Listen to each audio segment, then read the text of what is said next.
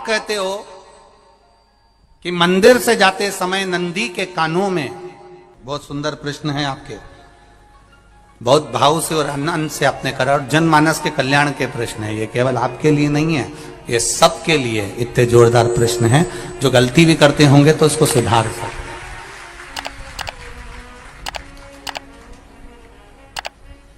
आपने कहा कि नंदी के कानों में कहना चाहिए, लोग हंसते हैं, कहते हैं बताओ वो नंदी के कानों में भगवान को कहना चाहिए। वैसे तो हम आपको एक बात बता दें कि दुनिया के लोग किसी दूसरे धर्म की कभी हंसी नहीं उड़ाते। दुनिया के लोगों को दूसरे का धर्म अच्छा लगता है। दुनिया के लोग सबसे ज्यादा हंसी उड़ाते हैं तो हमारे सनातन धर्म की ही उड़ाते हैं, और जी खुद उड़ाते हैं, दूसरा उड़ाने वाला नहीं होता।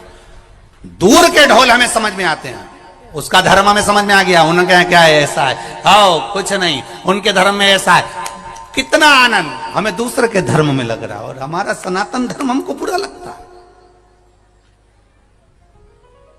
हमारे सनातन धर्म हमें बुरा लगने लगा। अरे भाई,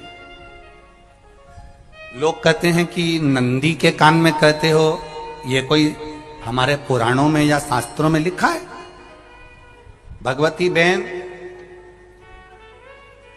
साहू, आपको धन्यवाद देना चाहूंगा और एक बात कहना चाहूंगा,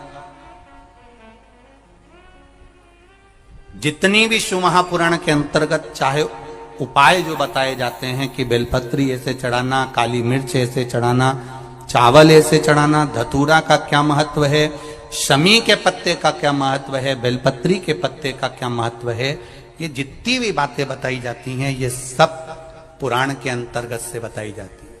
अब दुनिया के लोग इसको चाहे टोटका कह दें, चाहे दुनिया के लोग इसे टोना कह दें, पर पुराण से हटकर कुछ नहीं। और आप लोगों को अगर बोला है कि नंदी के कान में कहकर भगवान शंकर के मन में बात पहुंचे, तो ये क्यों कहा, तो ये भी हमारी शिव महापुराण में लिखा है, जलंधर के चरित्र में। कोई आपसे कहे कि नंदी के कान में बोलने से क्या होता है, ये जलंधर का चरित्र कह रहा है। मां पार्वती जी का हस्त कमल पकड़कर जलंधर लेकर जाने लगा।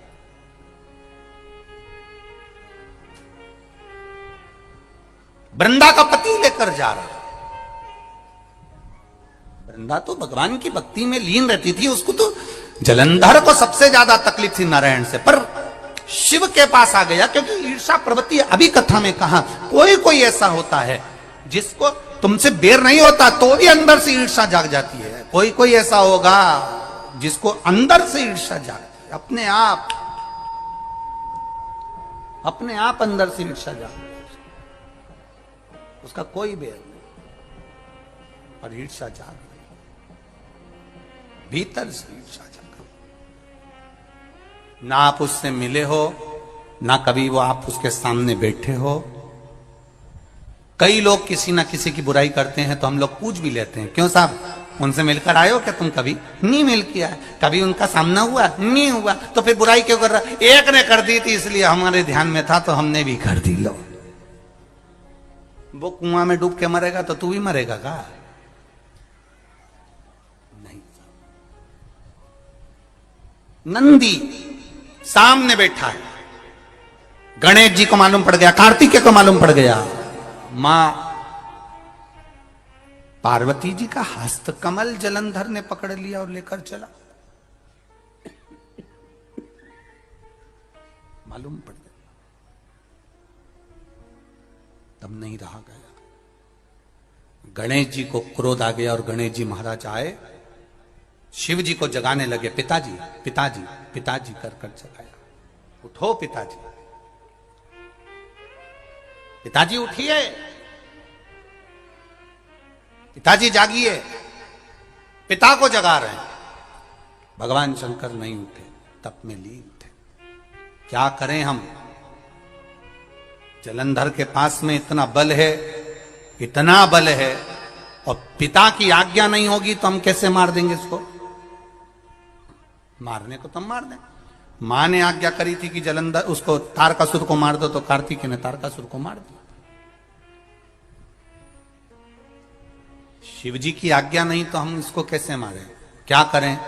सब कुछ गणेश जी ने देख लिया, शंकर जी के ऊपर बहुत बहुत बहुत बहुत प्रार्थना कर कर देख ली, पर शंकर जी नहीं जागे। तब आखिरी में विनायक ने, गणेश ने, जितने लोग आस्था चैनल पर कथा सुन रहे हैं, जितने लोग फेसबुक यूट्यूब पर कथा सुन रहे हैं, इस बात को याद रखना कि नंदी के कान में कहने से क्या होता है वो इस कथा से सीख लेना। आखिरी में गणेश जी को लगा किसको कहूं, शंकर जी भी तप में हैं, नंदी भी तप में है, मैं किसको कहूं? शिव जी को कह के कर थक गया, पिताजी को बोल बोल कर थक गया, पिताजी जागते नहीं। अब मैं किसको कहूं ये बात, किससे कहूं?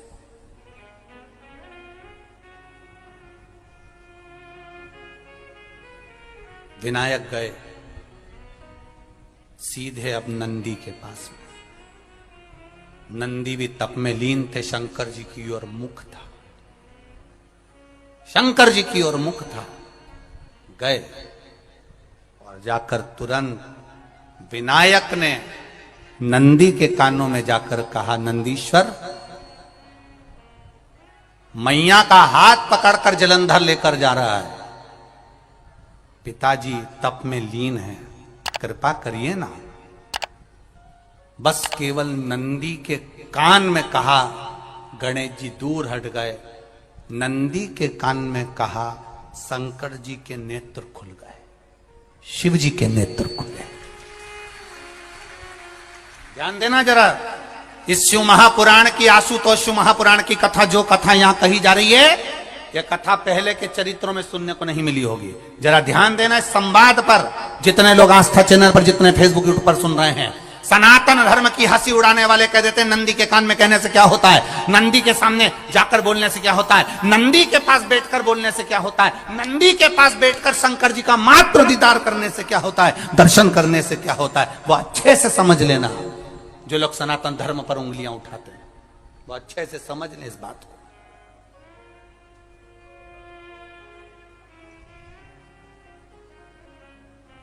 क्या होता है, नंदी तप में लीन, शिवजी तप में लीन, शिव नहीं उठ रहे। विनायक ने नंदी के कानों में जाकर कह दिया, नंदी के कान में जाकर कहा, नंदी के नेत्र नहीं खुले। नेत्र किसके खुले? जम के बोलो, महादेव के खुले, शिव जी के खुले। ये मन का तार। नंदी शंकर की आराधना कर रहे थे, शिव अपनी भक्ति में डूबे थे। यहां कहा, यहां पहुंचा, जो दिल में था उस तक बात पहुंच गई। नंदी के दिल में शिव थे, तुम कहे नंदी ने शंकर तक बात पहुंचा दी। वो सूत्र जो बंधा था दिल से दिल तक का, वो पहुंच गया। हर हर महादेव। वो सूत्र जो दिल से दिल तक बंधा हुआ था, मन से बंधा हुआ था, खबर वहां तक पहुंच गई, खबर पहुंच गई। उसको जानो, लुटाइए, ये मौका मिला है आनंद का, दिल से प्रेम लुटाओ। नंदी से कहा, नंदी ने देवादिदेव महादेव से नहीं कहा। केवल नंदी आंख बंद कर बैठे थे, कहते सही भगवान गणेश के शब्द शिव जी तक पहुंच गए। शिव जी के नेत्र खुल गए और उन्होंने जलंधर के पास पहुंचकर पार्वती जी का हस्त कमल छुड़वाया। जरा विचार करिएगा, आप नंदी से कहते हो मेरे महादेव तक बात पहुंच जाती है। आपको केवल नंदी से प्रेम से कहना है, नंदीश्वर मेरे बाबा, ए मेरे बाबा, आप रोज शिव जी को लेकर भ्रमण पर निकलते हो, मुझे बहुत दुख है, आप मेरे दुख को मिटाने के लिए मेरे दरवाजे पर क्यों नहीं आते। नंदीश्वर से कहा, शिव जी तक बात पहुंच जाएगी, शंकर के नेत्र आपके लिए खुल जाएंगे और महादेव आपके यहां खड़ा मिलेगा। मेरा महादेव आपके पास में खड़ा मिलेगा।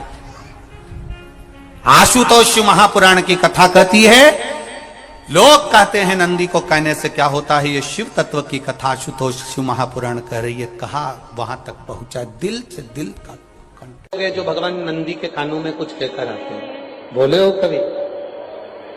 सीधे बोल देते हो क्या जाकर? नंदी के कानों में कहने का भी एक तरीका है। आप लोगों को मालूम होगा वो तरीका? नहीं मालूम? बेलपत्री की जो डंडी रहती है ना, बीच का जो भाग है, ध्यान दिए ना जरा सा, ये बीच की जो डंडी है, फिर से देखिए, बेलपत्री के 2 पत्ते और उसके पास में जो बीच की जो डंडी का भाग है, दिख रहा है आप लोगों को? ये 2 डंडी, ये बीच की 2 पत्ती और उसके बीच में जो 2 डंडी का भाग होता है। जब हम देवादिदेव महादेव से कोई बात कहने वाले होते हैं ना कि बाबा बहुत दुखी हूं, बाबा बहुत तकलीफ चल रही है, बाबा मैंने एक कंपटीशन एग्जाम में परीक्षा दी है, बाबा मेरे जीवन में ये तकलीफ हो रही है, बाबा, तब इस बेलपत्री की जो ये डंडी होती है, इस उंगली से, इस अंगूष्ठ से इस डंडी को पकड़ा जाता है और बाबा के कर्ण में कहने से पहले ये हाथ को नंदी के ऊपर रखकर फिर हम बाबा के नंदी के कानों में कहते हैं और चलते समय इस बेलपत्र को अशोक सुंदरी की जगह पर चढ़ाकर वापिस सजाते हैं। देव अधिदेव महादेव को पार्वती की बात मानना ही पड़ती है और वो कहना ही पड़ता है।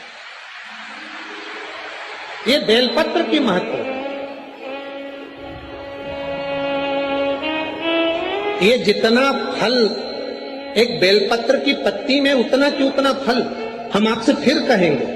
कभी मौका मिल जाए जिंदगी में, कभी तुम्हारे जीवन में अगर मौका मिले और कहीं बेलपत्री का वृक्ष मिल जाए जिसकी छांव तुम्हारे ऊपर पड़ रही हो, तुम्हारे ऊपर अगर बेलपत्री की छांव पड़ रही हो, उसके नीचे बैठकर कभी मौका मिले, एक बेलपत्री का पत्ता मात्र रखकर आप शिव जी का नाम लेकर जल भी अगर समर्पित कर रहे हो ना, तो वो 12 ज्योतिर्लिंग को जल चढ़ाने के बराबर फल प्रदान कर। एक बेलपत्री का पत्ता, एक बेलपत्री का वृक्ष, एक बेलपत्री के वृक्ष की छांव हमारे जीवन को कृतार्थ कर देती है, धन्य कर देती है, कृतार्थ।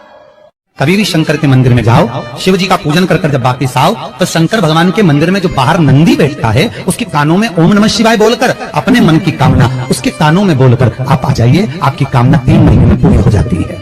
नंदी के ईश्वर भगवान का स्मरण करिए। अगर 7 बेलपत्र आप शंकर को समर्पित करते हो तो 1 बेलपत्र नंदी भगवान पर भी अवश्य समर्पित करो। नंदीश्वर भगवान शिव को समर्पित, 1 बेलपत्र नंदी के ईश्वर की ओर चढ़े। और बहुत ध्यान दीजिए महाराज, अगर कोई काम अटक रहा है, नहीं हो रहा, बहुत प्रयास करा, तो भगवान शंकर के मंदिर में 5 बेलपत्र चढ़ाइए।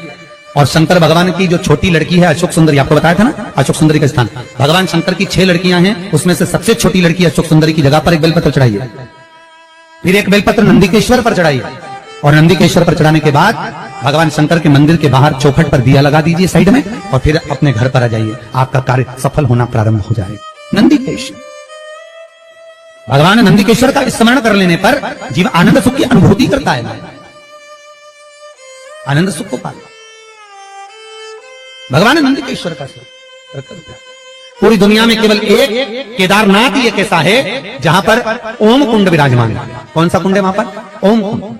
जो बच्चा हकलाता है, तोतला बोलता है या गूंगा होता है, जिसकी वाणी नहीं होती, वो अगर ओम कुंड पर जाकर ओम बोलने का प्रयास करता है तो जितनी देर तक उसके मुंह से घुन्न की आवाज निकलती है, उतनी देर तक ओम कुंड में से पानी का बुलबुला निकलता रहता है। और 7 या 8 बार बोलने से व्यक्ति हकलाना छोड़